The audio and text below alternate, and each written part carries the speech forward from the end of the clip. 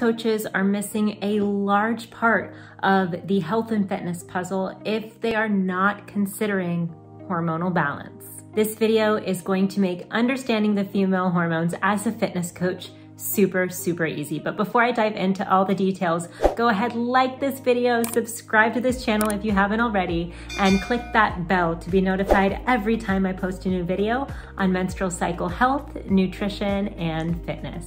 And if you don't know me yet, hey, my name's Omega. I am an exercise scientist and menstrual cycle educator, and I have helped so many women get fit using their hormones and in the process reducing their overall PMS. So let's talk about that getting fit part as it plays in with the hormones. So coach, the first thing to know about the menstrual cycle is that there are 4 different phases. The menstrual cycle isn't just when a woman is bleeding. The menstrual cycle encompasses 4 phases and the entire month. And the first phase of that hormonal cycle is the bleed phase. And the bleed phase is day 1 of the hormonal cycle, which makes it really easy when it comes to tracking the overall cycle. The bleed phase lasts anywhere from 3 to 7 days. It just varies from person to person.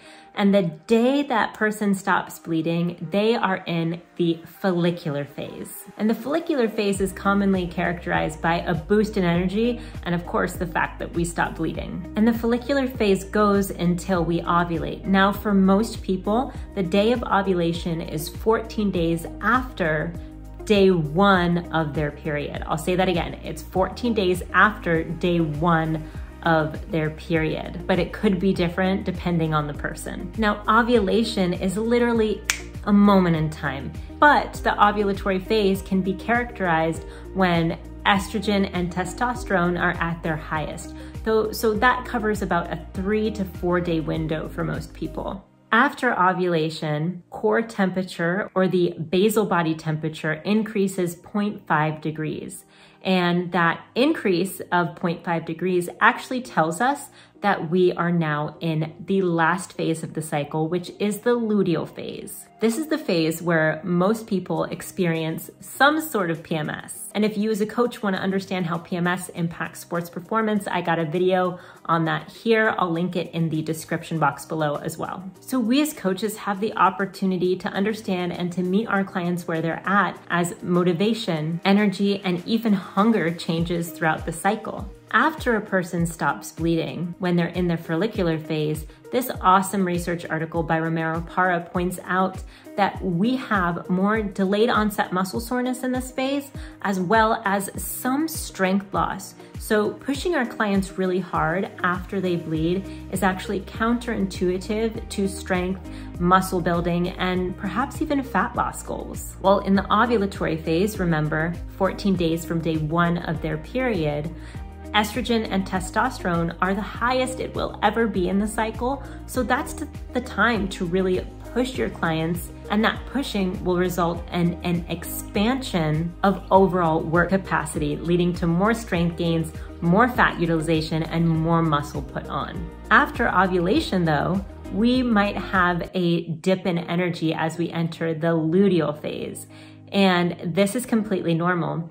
Also with the luteal phase, that makes this super interesting is that we start burning more calories. Our BMR, our basal metabolic rate, actually increases. And with this increase, we could be more hungry. And if you notice that in your clients, if they say, gosh, I'm so hungry, and you know that they're gonna start their period in a couple of weeks, you can tell them, yes, this is normal for you because your hormonal changes are resulting in an increased appetite.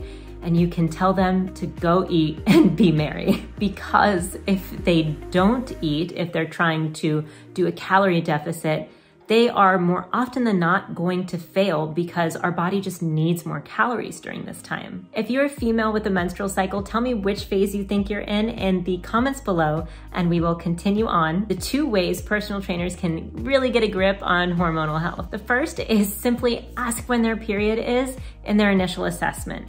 And if you want help doing this, I have a menstrual cycle assessment form that you can use in your initial assessment to make this conversation really fluid and easy. I'll tell you how to download that at the end of this video. When or if your client asks, hey, why do you need to know when my period is? You can respond with this. Your period is your 5th vital sign. Like blood pressure and heart rate, knowing what happens within your menstrual cycle actually clues you in to your overall health. I'm asking because I've learned that hormonal health impacts fitness performance, and I want to help you take advantage of your hormones. Getting to know what day her period starts is the first step in supporting her with hormonal health.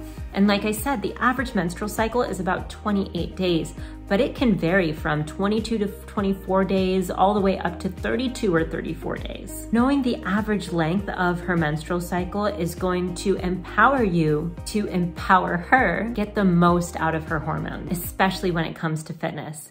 And if you're curious where you can find that initial assessment document that I was talking about to help you understand and implement what you're learning on this page a little bit more, you can download it using the link in the description box below. It is an initial assessment that you can do with your clients, and you can also use this to plot out which phase she'll be in during which days, so you can adjust your training program accordingly. Remember to like this video, subscribe to this channel, and watch this video next on how to build strength using the female hormone cycle. Thanks for watching. Bye.